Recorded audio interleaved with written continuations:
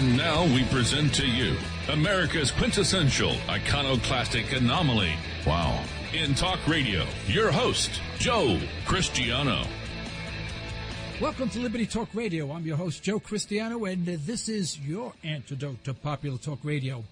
Folks, isn't it time for us to take back control of our government now before this bureaucratic, oversized, and self-serving federal government starves us of our property, our freedom, our rights, and our liberty? But to do this, we must shed conventional thinking regarding our political structure. We need to be revolutionaries in thought, dissidents in action. Let me repeat that. We need to be revolutionaries in thought, dissidents in action. Only after we recognize what our government is doing to our freedom and our Constitution will we start taking it back. And this is what this program is all about, folks. You know, this is not a fun game. This is not the news. This is about us and the way we think. The purpose of this program is to create a bridge so that you can cross from the lands of political illusions to the lands of human reality. It is not always pleasant, but I can assure you once you attain that, you will never turn back.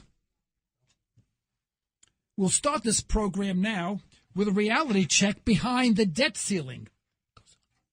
All right. You know, folks, let's be real about this. Now, the debt ceiling was initiated back in 1917. All right. So we have had the debt ceiling for, 96 or 97 years, depending on what month you want to pick. We want to round it off. And here's the interesting part, is that do you know how many times the debt ceiling had to be raised after it was approved? You know, we don't want to talk about this because the harsh realities is something that we can't face, we can't live with. You know, we have to make everything nicety nice in this world of ours because it's sort of like TV or reality TV. You know, everyone makes believe they're doing something, you know. Commercials, everyone's happy. Everyone's smiling all the time. I never smile, you know, and I never watch TV because I don't like to see people smile when I'm not smiling. But just think, it's more than one time every year that we had to raise the debt ceiling. I mean, every single year and then some, the debt ceiling had to be raised. Now, this is not a number that I make up or they just get together and say, yeah, hey, how about we do this? They go through this budgetary process that this is how much money we're going to need.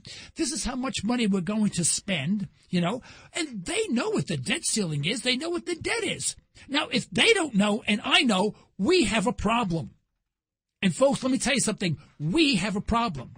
So after they sit down and they perform all these gymnastics and gerrymandering, and you name it, whatever the heck they do in Washington, and it, of course, whatever is approved for special reasons, and it has nothing, absolutely nothing to do with you or me or anyone else that you know, unless you're an insider in Washington. And I'm sure they don't want to listen to this program because reality hurts. So here they are. They have all the facts and figures in front of them, but screw the facts and figures. Let's approve this budget because my district is going to get a new whatever, they're going to build a new building, a new federal building. They're going to put a new runway in for the Air Force or whatever the case may be. And then guess what? The time comes and they don't have any money. Oh, my goodness gracious. Isn't that a surprise? Folks, we have known now for 98 years that we have not had enough money. If you ran a company and you had people running it where you never were within budget, you always had to run to the bank to get another loan to sustain the company, knowing that the loan that you just took out, you have no ability to pay. What would that say about the management of that company?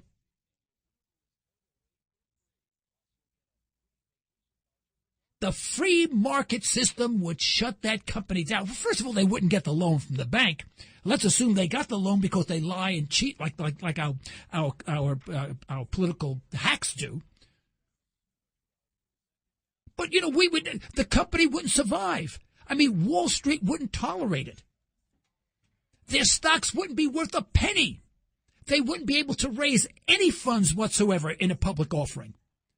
In other words, the company wouldn't operate. It would be bankrupt. They wouldn't be able to pay their employees.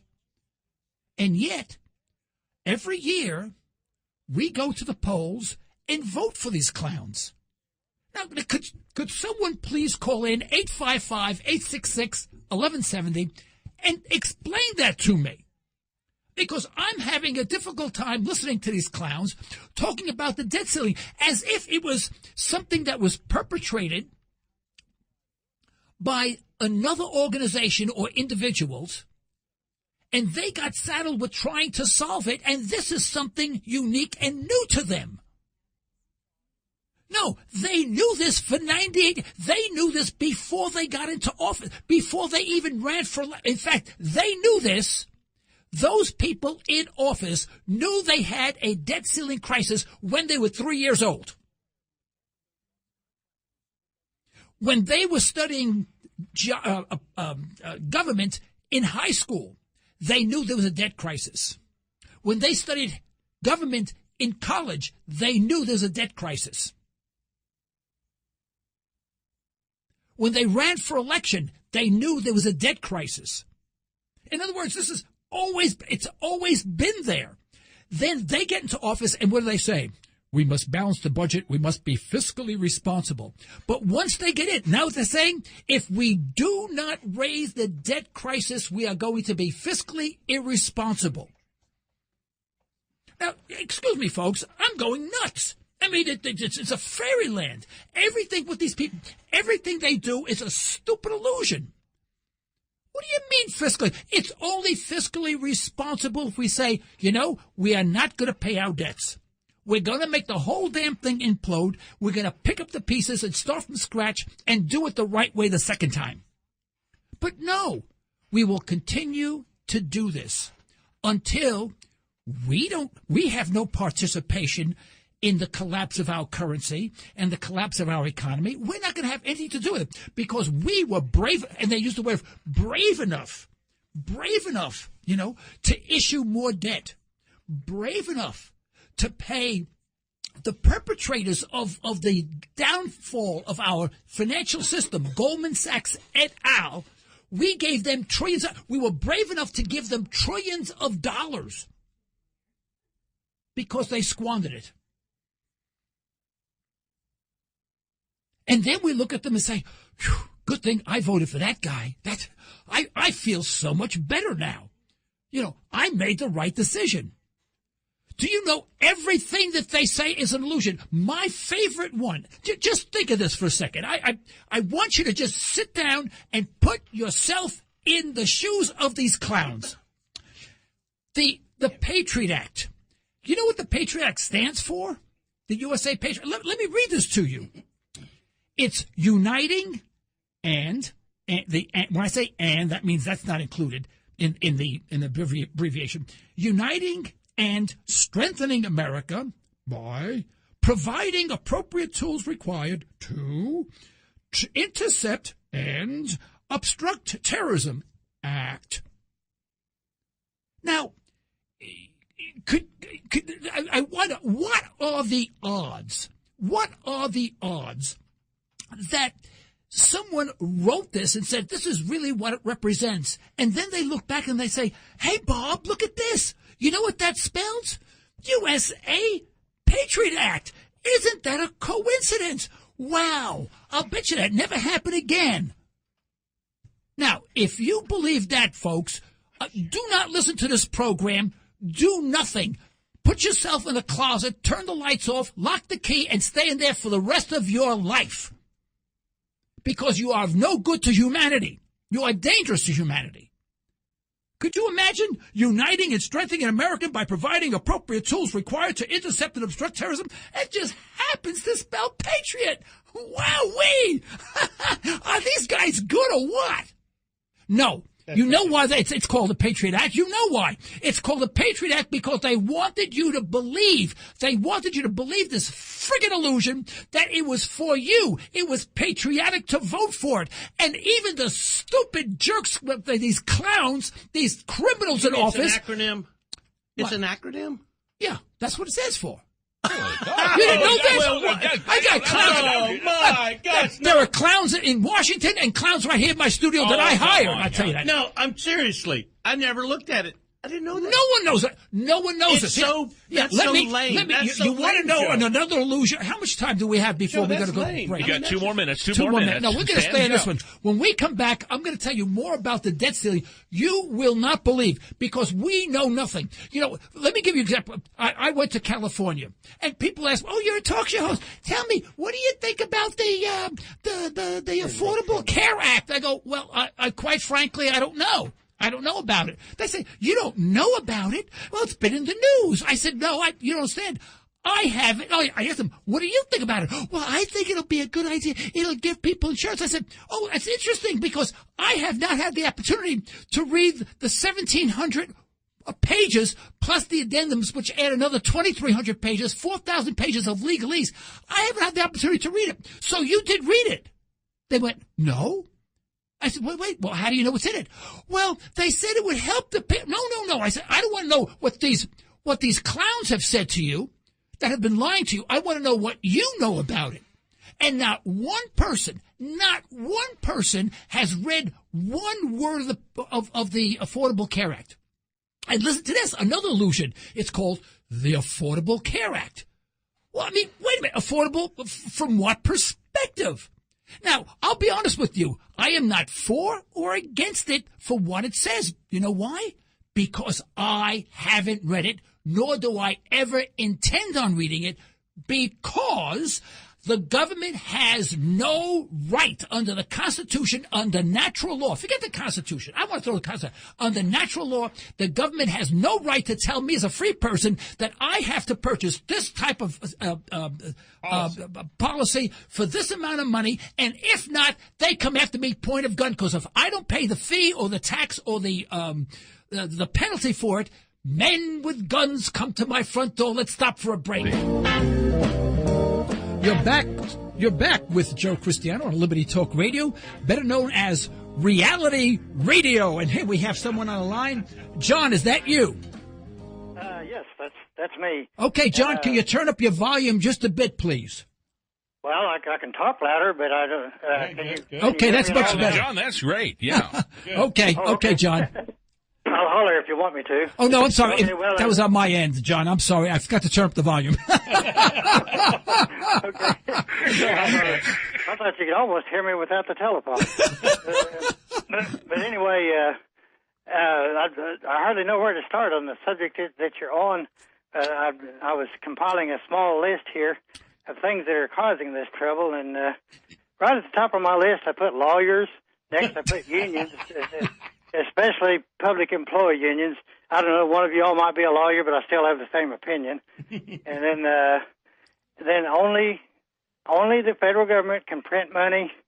And nowadays, I think the paper is worth more than the money. It's getting that way.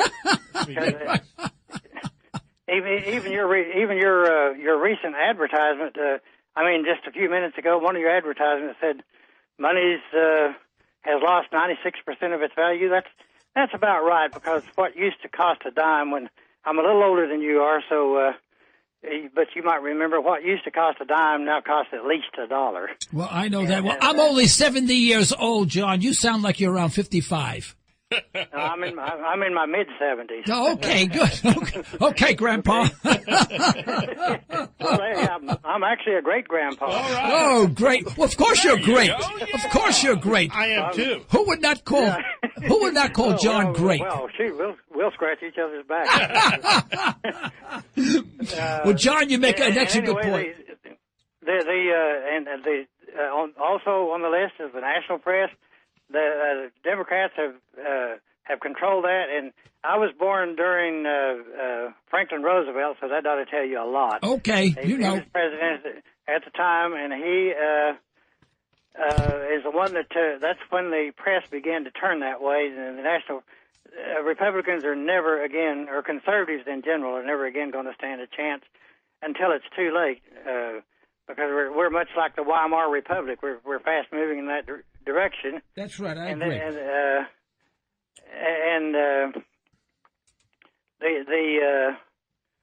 The debt ceiling will have to go into perpetuity, because anybody.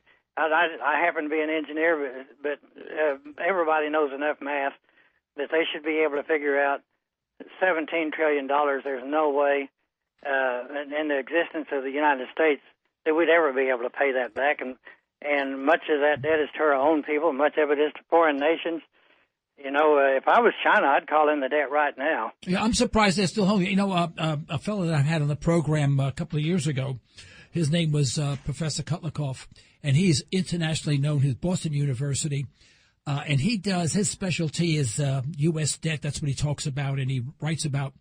And a year ago, the U.S. debt, including the unfunded debt, now this was a year ago, was $223 trillion, according to his calculations. Yeah, that's more realistic. But it's much like they fiddle the books when they're talking about unemployment and stuff like that. Unemployment's at least 5 or 6 times what they report, but they juggle the numbers. You know, and it's funny, they used to call my group a bunch of number jugglers. In other words, fuzzy math. You remember that term? Oh, absolutely. I still use it, by the way. Well, the government uses it, so why shouldn't we? Well, you know, John, I have a couple of companies, and you know, on my balance sheets, I have to show my total debt. And that includes the current portion as well as a long-term portion. But what the United States government does, it shows its current portion and discounts all the long-term portion. Well, you know, if I had a current portion of my long-term debt to be, let's say, $10,000, but but the long-term debt was $1 million, that puts a different reflection on my company and what I have to do to stay alive. But the government doesn't do that, and it's an illusion. We want to make sure we never mention the long-term debt, as I would have to do in my company. Well, that's a slight difference between debt and deficit, and I don't think there's 1 in 1,000 people that know the difference. Absolutely. John, thank you very much. John, do you have a Liberty Talk Radio? Do you have a Liberty Talk Radio T-shirt, John? Well, no, I don't. But all right, what I'd like you to do is send an email to comments@libertytalkradio.com, and with a T-shirt size. Oh, you want to take the call, Jim? You want to take it? I can. All right, John, if you'll hold on the phone, you give it to Jim, and he's on the board. Yeah, and don't forget your T-shirt size, and I'll have one mailed to you, guaranteed. Okay? Okay. Thank you so much for calling. Right. Bye now. You know, he's absolutely right. Here's another one. You know, Obama keeps on saying, we cannot be isolationist. Whenever we talk about withdrawing troops, he goes, no, that would be an isolationist tactic to withdraw troops. You know, and it never made any sense to me.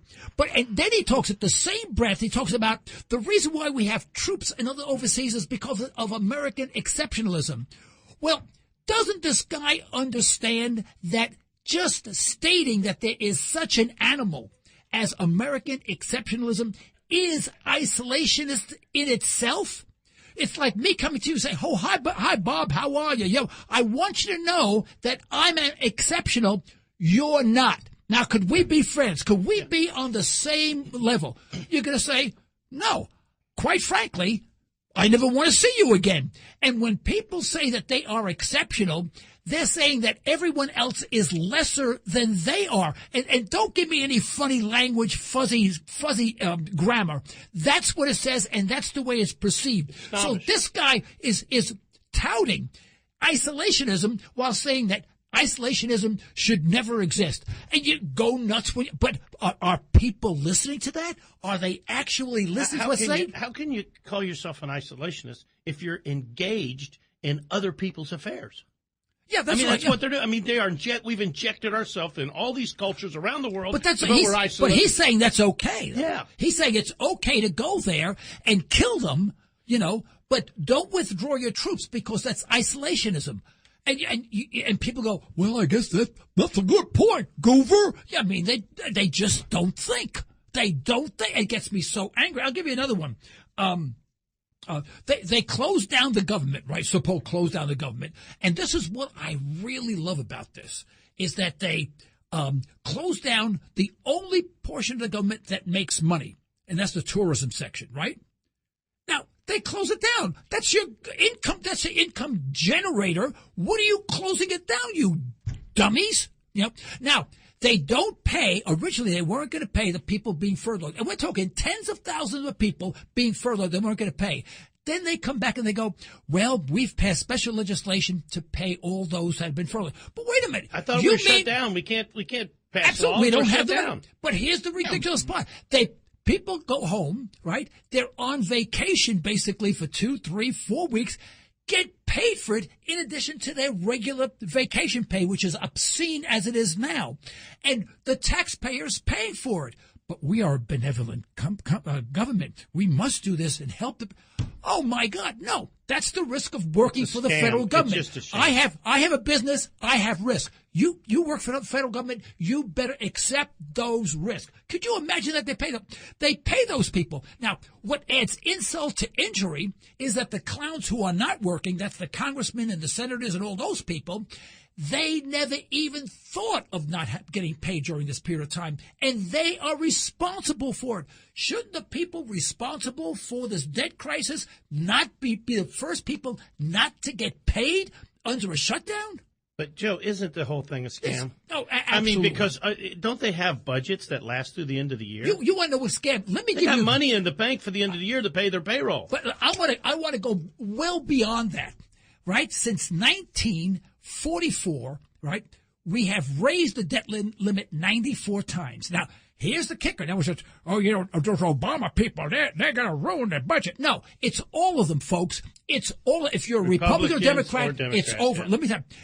We raised the debt limit 78 times since 1960. Let's take, I've got 3 minutes. I got to make this fast. 78 times since 1960, right? Now, here's it. Hold on to this. Hold on to your hats, folks.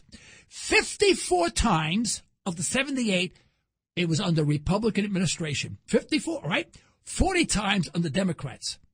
This is the record. Wow. This is the right. Ah. Reagan raised the debt limit in 8 years 18 times, Bush Jr. 7 times, Obama 6 times, and he's not finished yet, right? But he raised it $3 trillion so far, or 26% by 2011, from 11.3 trillion to 14.3 trillion, round off. I mean, an absolutely astronomical. So you not only have to look at this quantitatively, the number of times, but you have to look at the amounts that they raised it. Yeah. Now, the Democrats, when they raise it, they're Wallapaloozas. Now, here, our worst president, we think the worst president in the world, right, is Jimmy Carter, right? Jimmy Carter reduced the debt limit 3 times, 43%, 46%, and near 50%. 3 times, yeah, our worst president. Now, the reason why he's our worst president, because we tout him to be the worst president because he was probably one of the better presidents. Now, folks, in a couple of minutes, we're going to go to our hard break, but I want you to stay tuned. We are going to have on the program Robert Koerner. Now, he is the executive director of Watching America. Fascinating. What he does is he has 40 people around the globe who write articles in foreign languages for foreign publications, who write articles about what people think of America from their foreign country, and he compiles them on this one website, translated to English. Absolutely fascinating. He's going to be on. How much more time we have, Jim? We have only 1 more minute, but I wanted to get that in because I don't want you to leave. You have to listen to this guy. I learned about him last week from one of my Lloyd. I think it was Lloyd. I think it was Lloyd. I'm not sure, but one of my listeners. And as soon as I said, this guy's got to be on. But here, the decreases occurred 7 times under Democratic administrations, only 3 times under Republicans, and. But listen, folks, let's be honest. If there's a government shutdown, who the heck is going to be spy? Who the heck is going to spy? It didn't really shut down. But who's going to spy on me if there's a shutdown? Who's going to take away my liberties and legislate things that really... They didn't shut down. They keep passing laws. They pass laws. It would be too damn good for me. Let's go to break. Thank you.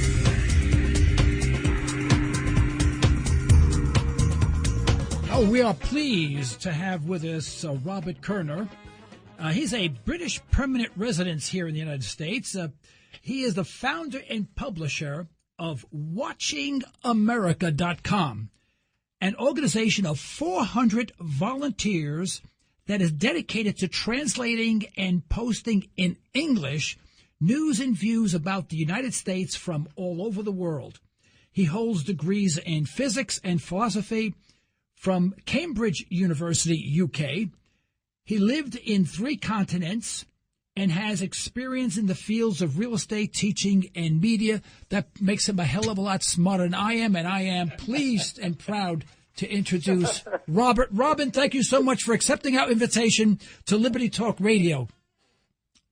It is my pleasure. Always pleased to be on with guys who are doing such good work. So thank you for the invitation.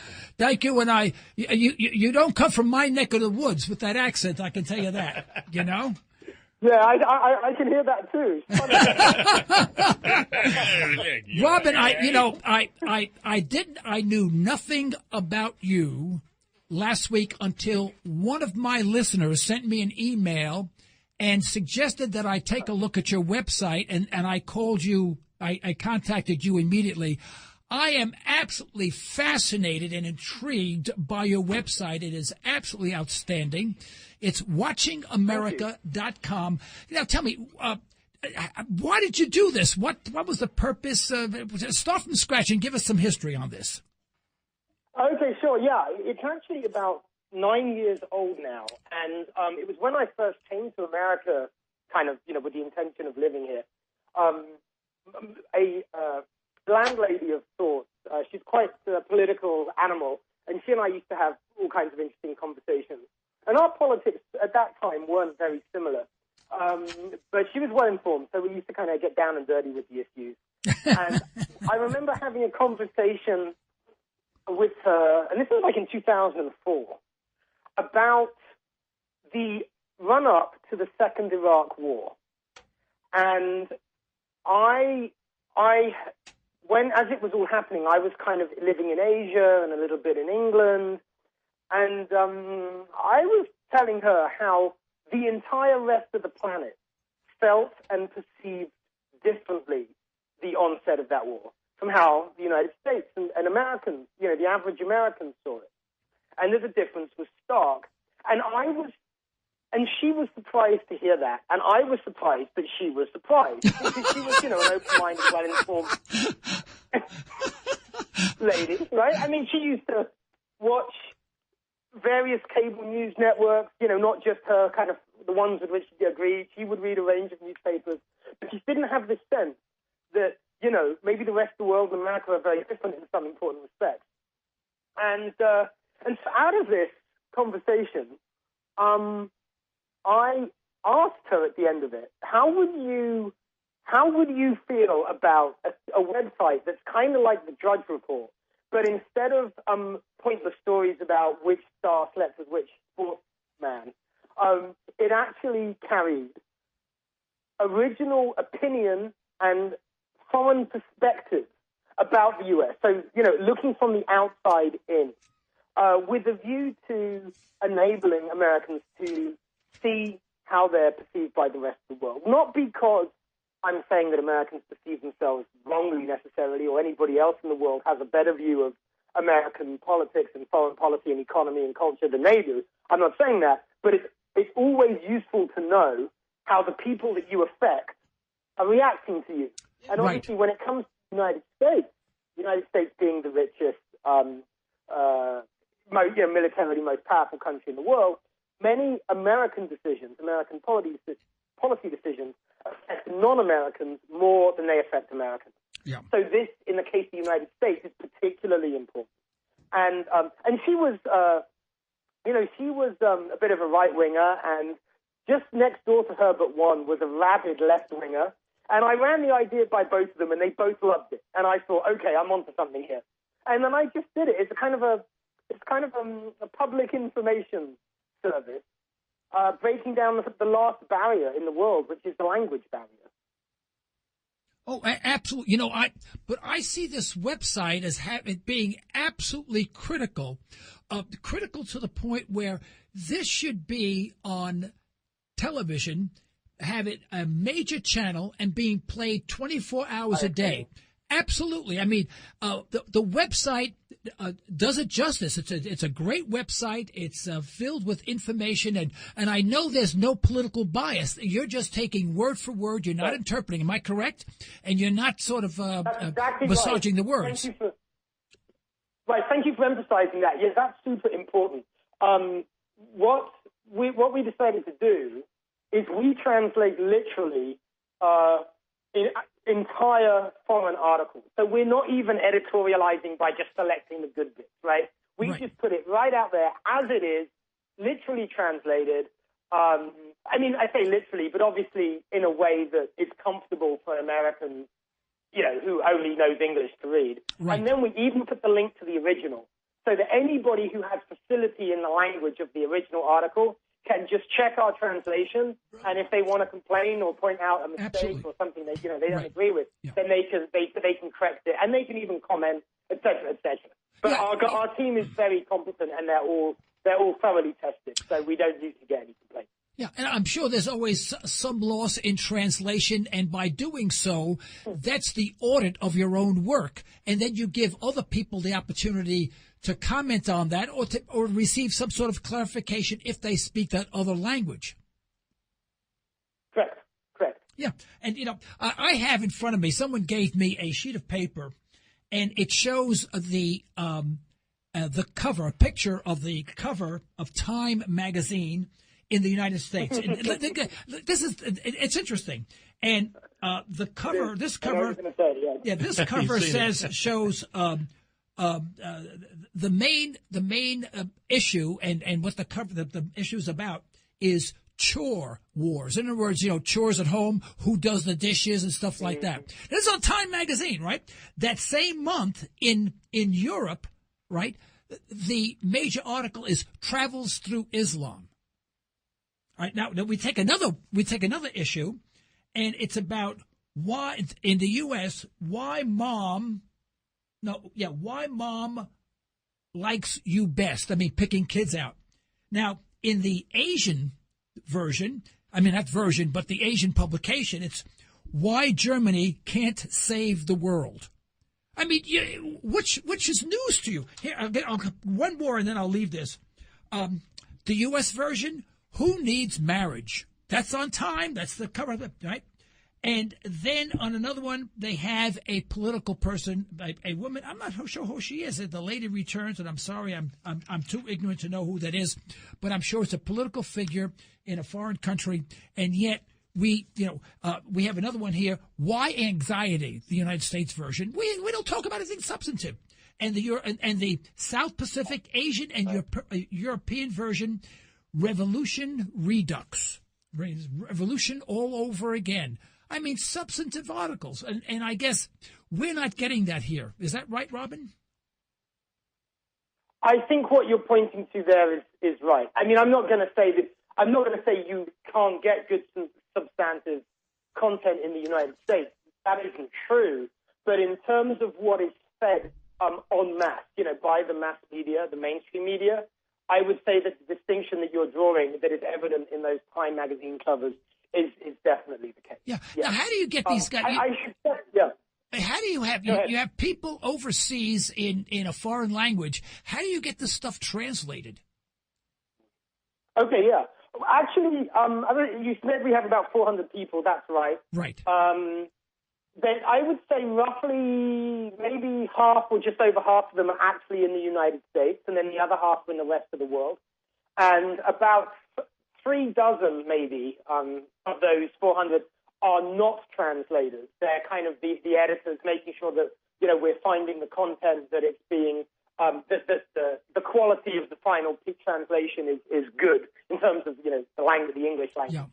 Yeah. But the translators are spread all over the world. And no, I mean, we put ads on, just on kind of normal websites that, where you look for volunteers, people who are interested in getting in like the NGO or nonprofit sector. where maybe site forums where translators visit. We put add little free ads up there because we don't make any money. We're not selling this content. If anybody wants to donate, they're very welcome. But everything's done for free. Everyone's a volunteer, and we just stick ads on the internet. And we get a lot of people who want to help us because of what we're doing. So many people feel the same way that you and I do about it, that this content is critically important. And it's a great thing for translators and indeed editors to put on a resume. Now, you translate it they do serious work. Yeah. Now it's hold on. We have someone else here in the studio. Excuse me, but it's translated both ways, though, isn't it? It's translated to the rest of the world, the American articles. Is that true as well? Oh no, we're not translating. No, we can't be translating American articles into 200 other languages. We're just translating articles about the U.S. that in some way relate to the United States from any language, and we cover pretty much every language that most people have ever heard of, into English for Americans, as it were, to see how they are being perceived by others. And for our Liberty Talk listeners, Robin, the website is called watchingamerica.com. Is that correct? That's correct, yeah. Now, Robin, what has been the results what's been the fruits from this effort, from doing this? What have you achieved so far? What have you learned, and and where do you see yourself going? That's a really interesting question. On the one hand, I want to say the fruits of the efforts really have not been enough, in the sense that, we have this big team of people doing this amazing work, producing content that, by the way, you can't read in English in most cases anywhere else on the planet, anywhere on the internet. It would be a lot more valuable to the nation if universities and high schools were regularly using the content. Absolutely. Support courses in journalism, international relations, modern languages, international business. There are so many educational fields where this free content that we create and make available, should be being exploited, frankly. So not enough people know about it. That's a problem. So, on the one hand, I want to say not enough. On the other hand, because, I founded and published this website, it did lead, after some years, to my becoming a writer on the Huffington Post.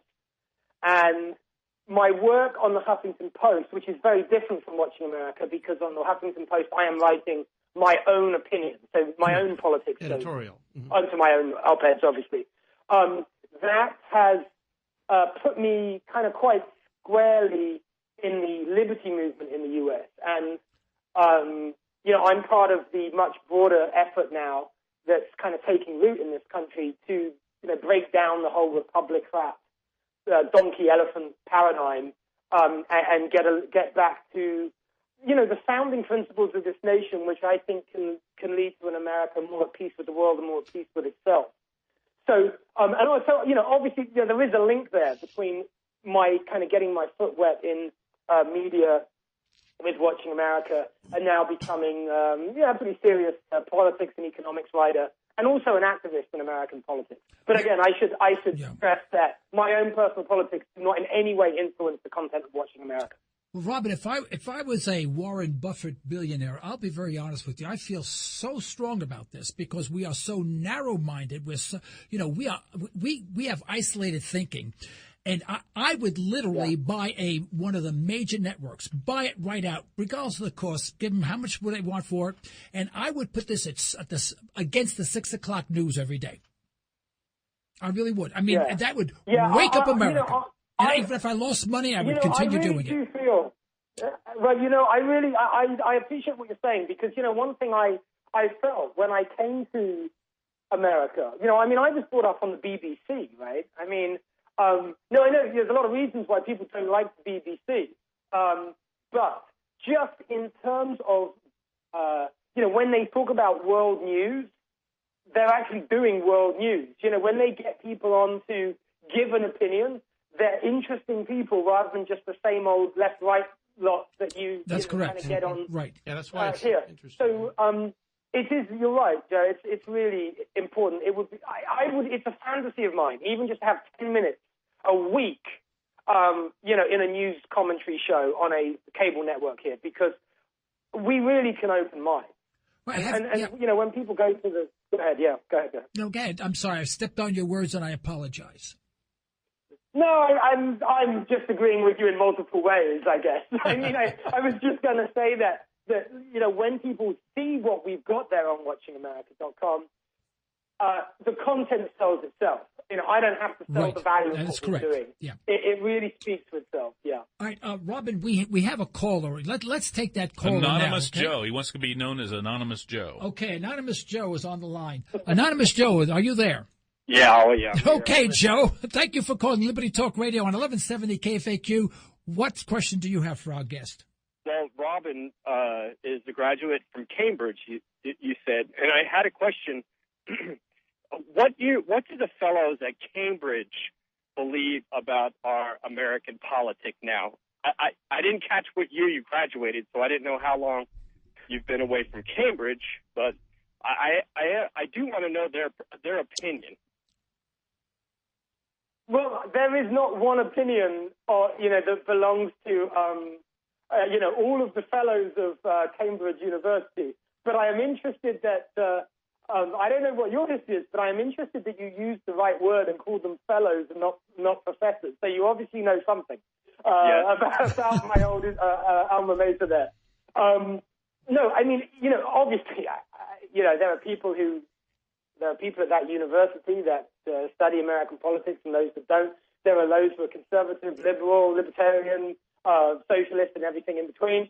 So I really cannot speak for any of them, except to say that if you want to see perhaps the prevailing currents of thought in the British media and the British culture, then the best place to find them is, of course, go to WatchingAmerica.com and look at the articles that we're posting from England, which obviously actually don't need any translation because they're already in English. But we do compile articles from Britain too. And you will see areas where areas of American politics that, on the one hand, you might say the British press don't understand. You'll see areas of American politics that I might say the left-wing press in England understands less well than the right-wing press, for example. You will see areas that just leave Europeans perplexed. You will see that, as outsiders, the kind of commentary about American politics maybe is not as rooted in, let's say, American cultural history and the American kind of self-narrative that is implied in every report on American TV. Since Keynes is a graduate of Cambridge and lauded, now we are using Keynesian economics. I'm curious if there's now that's a great question. It certainly is. Thank you, caller, for the connection. That is terrific. That opens up a can of worms. Yeah, that sure does, yeah. It does. I particularly enjoy the connection. Say that again? I was saying that here is the model of Keynesian economics at full effect on steroids, almost as bad as what England did. And here it is in the in the 21st century. And I'm curious if these guys are finally going to say, you know what, maybe the original founders, the original rebellious guys like Benjamin Franklin and Thomas Jefferson had it right.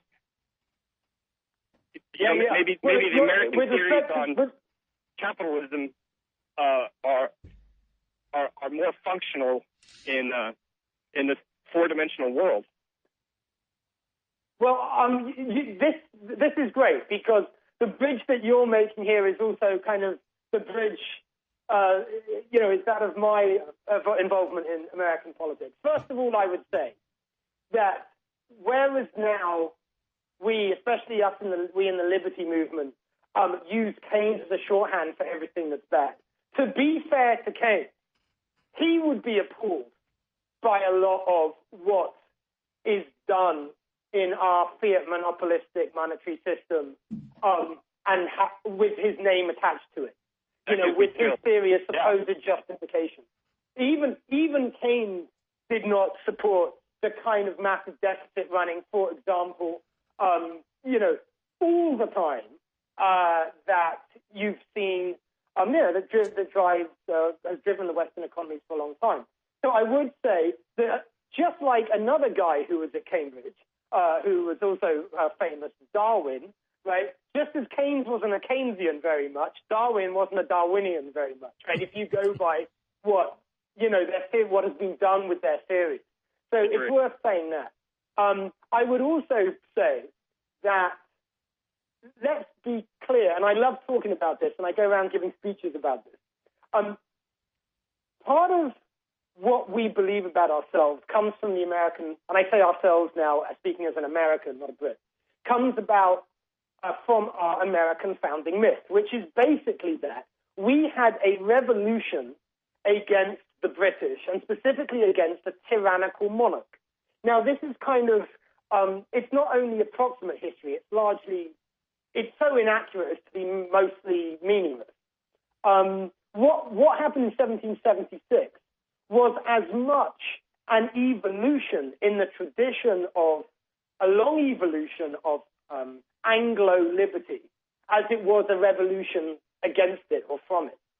And George III didn't have 5% of the executive power that Obama exercises every day. I mean that literally. As a monarch, because monarch only means the rule of one. Well, to go back in British history to a monarch that actually could, the last time a monarch tried to sign an executive order, like Obama writes each day, and not just Obama, Bush, and, I'm talking about our American system in general, where it's ended up. You have to go back to well before George III, about 100 years before George III, and go back to James II. That was the last time any king in England tried that, and he was roundly thrown out, right? So again, to be fair to the nation of my birth, the tradition that generated what was best about America, those founding principles, was also kind of an Anglo tradition. And a lot of that was developed by men who went to Cambridge too. So I don't draw the distinction. It's quite as black and white and good and bad. The more I live in America as a Brit, the more I feel profoundly that, especially in the philosophical respects, America is essentially an Anglo, it's a very British project, really. A lot of that work, there were a lot of English philosophers, statesmen, politicians, even advisors to the king, and I can name them going back to 1014 in the Charter of Ethelred. Everyone's heard of the Magna Carta. But Robin, excuse me. Let me interrupt you. I'm sorry, but we only have about 30 seconds left to go, unfortunately, and I don't want to see the whole situation cut off. Joe, thank you so much for calling in. Excellent question. Please do continue to call in and listen to Liberty Talk Radio. And Robin, let me say this. I would like to have you back on another occasion and with maybe some examples of translations that you have from other articles, and we can go over them. Would you agree to be our guest again on Liberty Talk Radio? Would love to. Okay, Robin, I guess we'll have to disconnect right now before they disconnect us. I want to thank you very, very much for calling in. And great, folks, watch for his articles, watchingamerica.com. And this is Robert Koerner. And I'm sorry, what was that? We'll put it on our website. Yeah, and we'll put it on the website, let everyone understand and know where to go. And Robin, thank you very much for calling in. We'll be back in touch with you, okay? I look forward to that, Joe. Thanks for your time. Thank you very much for being our guest.